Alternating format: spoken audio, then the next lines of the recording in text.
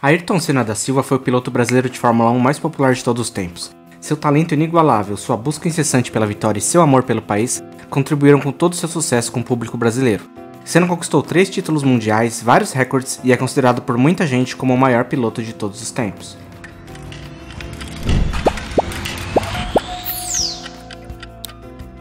Nascido em 21 de março de 1960 na capital de São Paulo, Senna passou a maior parte da infância na Zona Norte, próximo ao bairro de Santana, onde morava com a sua família. Filho de Neide e seu Milton, foi nessa época que, incentivado pelo seu pai, ele começou a se interessar por velocidade de carros de corrida. Com 4 anos, Beco, como era conhecido, ganhou o primeiro de seus diversos carros. Seu pai, que a propósito era dono de uma empresa de autopeças, montou um kart com motor de geladeira, e mesmo sem muita potência se tornou suficientemente interessante para ser o brinquedo preferido de seu filho.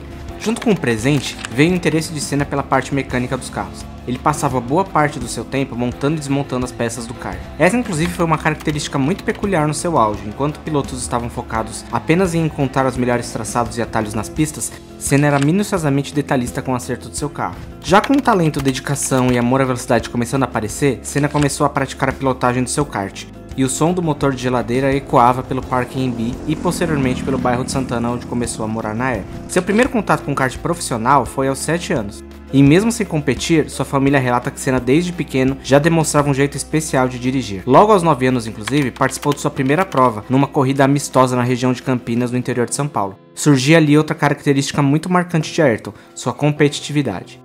Foi no Kartódromo de Interlagos que, aos 13 anos de idade, Senna fez sua primeira participação oficial em uma corrida de kart. Logo no mesmo dia, ele conseguiu sua primeira vitória. Naquele dia, aliás, Senna já chamou a atenção de quem assistia, não só pela sua maneira diferente de pilotar, mas também por se destacar competindo com pessoas mais velhas que ele. Predestinado ao sucesso e iniciando sua coleção de títulos, em 1974 Senna conquistou um campeonato paulista de kart na categoria Júnior. Já em 76, competindo em 2 categorias diferentes, ele foi campeão paulista e vice-campeão brasileiro. Uma curiosidade que poucos sabem é que Senna foi campeão em todos os anos seguintes em alguma modalidade até chegar nos carros de Fórmula na Europa. Além dos títulos paulistas de 74 e 76, ele foi campeão sul-americano em 77, tricampeão brasileiro em 78, 79 e 80 e novamente sul-americano em 1981. Foi em 1981 que Senna começou a ganhar o mundo. Nesse ano ele foi para a Europa competir na Fórmula Ford 1600 pela equipe de Van Diemen, que em outro momento foi a casa de Emerson Fittipaldi na década de 60. Já no seu primeiro ano competindo com carros de Fórmula, novamente Senna foi campeão da temporada, com 12 vitórias em 20 corridas.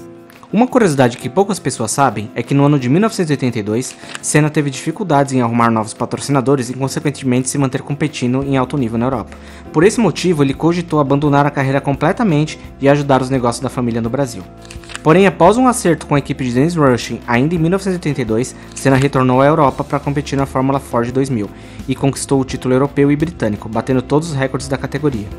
Senna, aliás, teve um impressionante aproveitamento de 78% de vitórias enquanto corria naquela categoria. Em 1983, já bastante conhecido pelo público brasileiro e internacional, Senna despertou o interesse de diversas equipes de Fórmula 1. Mesmo assim, decidiu correr a temporada de 83 na Fórmula 3 inglesa, onde foi campeão, com 13 vitórias em 21 corridas, sendo 9 delas de forma consecutiva. Desde 1982, Senna já vinha realizando testes em carros de Fórmula 1 devido ao seu desempenho totalmente acima da média nas categorias de base. Participou de testes em equipes como Williams, McLaren e Toleman, essa última inclusive sendo a escolhida para o seu ano de estreia na categoria mais famosa do mundo. Com um carro modesto, Senna começou sua grande jornada no campeonato mais famoso do mundo. Logo em seu segundo grande prêmio, ele conquistou o primeiro de seus 614 pontos que ele conquistaria na Fórmula 1. Além disso, conseguiu 3 pódios e uma série de equipes interessadas em seu talento em sua primeira temporada. Porém, o que ficou marcado foi a corrida de Mônaco, onde Senna largou em 13º lugar e na pista molhada foi ganhando posições até ficar colado em seu futuro grande rival, Alain Prost. Até que na 31ª volta, prestes a assumir a liderança, o diretor de prova encerrou a corrida devido ao grande temporal que acontecia desde o início da prova, frustrando o que provavelmente seria sua primeira vitória na Fórmula 1. Em 1985, Senna assinou contrato com a Lotus, e com um carro muito mais competitivo, logo veio sua primeira vitória na corrida de Estoril em Portugal. Além disso, Senna conseguiu mais 5 pódios e mais uma vitória no GP da Bélgica. Terminou a temporada em 4º lugar, e só não foi mais além porque teve diversos problemas em seu carro, abandonando 7 das 16 provas da temporada. Em 1986, Senna utilizou a Lotus 98T. Teve ótimas apresentações, mas novamente teve um número muito alto de abandonos. Mesmo assim, Senna liderou pela primeira vez o Campeonato Mundial e provavelmente teria brigado pelo título se não tivesse saído tantas vezes das provas. Um fato que comprova isso é que todas as corridas que ele chegou até o final, ele ficou entre os 5 primeiros colocados. No total, Senna conquistou 8 pódios, 2 vitórias e terminou a temporada em 4º lugar. Com uma Lotus totalmente repaginada e subindo de produção, Senna acabou a temporada de 1987 em 3º lugar. E talvez o ponto mais positivo daquele ano é que Senna estreitou muito o relacionamento com a Honda, que era fornecedora de motores da Lotus naquele ano. Isso contribuiu para o acordo entre Senna e McLaren para as temporadas seguintes, e com certeza um melhor estava por vir. Em 88, contratado pela McLaren, Senna chegou com status de fenômeno e tinha ao seu lado o icônico piloto Alain Prost, com quem criou uma grande rivalidade. A bordo do lendário MP4, Senna deu o show, conquistou incríveis 13 poles em 16 provas, teve 8 vitórias no ano e conquistou seu primeiro título mundial. O ano seguinte foi cheio de polêmica. Senna conseguiu 6 vitórias na temporada, porém teve um ano irregular, também com 6 abandonos. Mesmo assim, chegou na prova de Suzuka com chances de ser campeão. Para isso, ele precisava vencer a prova e levar a decisão para a próxima corrida na Austrália.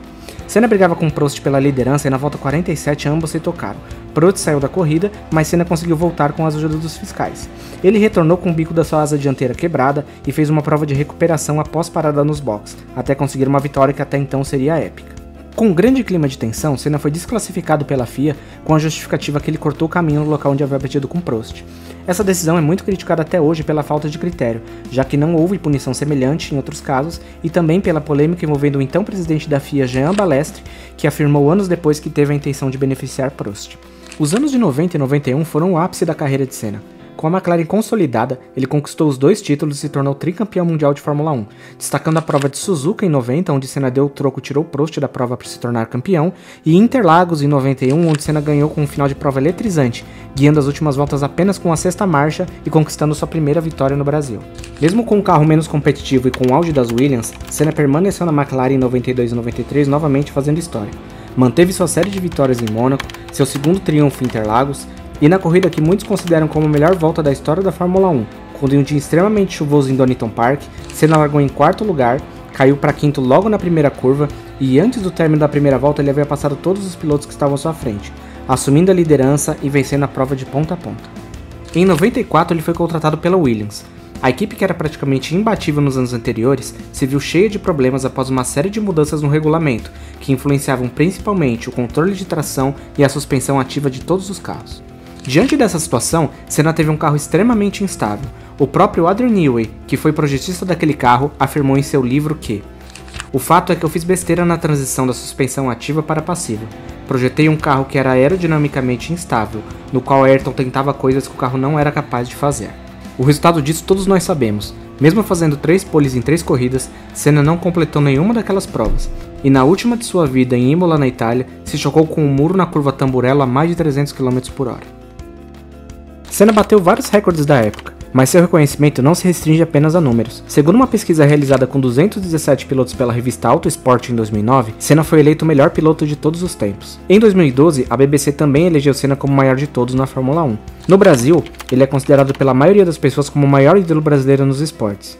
Além disso, também é admirado mundialmente até hoje em diversos países, como Portugal, Inglaterra e Japão. Alguns recordes de Senna permanecem ativos até hoje, como por exemplo o maior número de vitórias em Mônaco com 6 conquistas, maior número de poles consecutivas, sendo 7 entre 90 e 91, e o maior número de poles consecutivas no mesmo GP, em Imola, onde ele conseguiu largar na primeira posição de 85 a 91, totalizando 7 na sequência. Falando em números, ele disputou 162 GPs, teve 41 vitórias, 65 poles, 80 pódios, 19 voltas mais rápidas, ficou 2.982 voltas na liderança e teve 3 títulos mundiais. Ainda é o 5º piloto com mais vitórias na história e o 3º com mais poles até hoje. Além de todos os feitos dentro da pista, Ayrton é merecidamente reconhecido pelo mundo inteiro, através de modelos de carros, estátuas, nomes de ruas, túneis, séries, filmes, autódromo, entre outras diversas homenagens. Porém, Senna possui os 2 legados que são os mais importantes. O primeiro é a sua marca, que é reconhecida mundialmente e, segundo estudos da própria família, já renderam mais de 8 bilhões de reais. E o segundo é seu Instituto Ayrton Senna, que ajuda no desenvolvimento e na educação de crianças e adolescentes pelo Brasil. O Instituto já realizou mais de 34 milhões de atendimentos e está presente em mais de 3 mil municípios pelo país.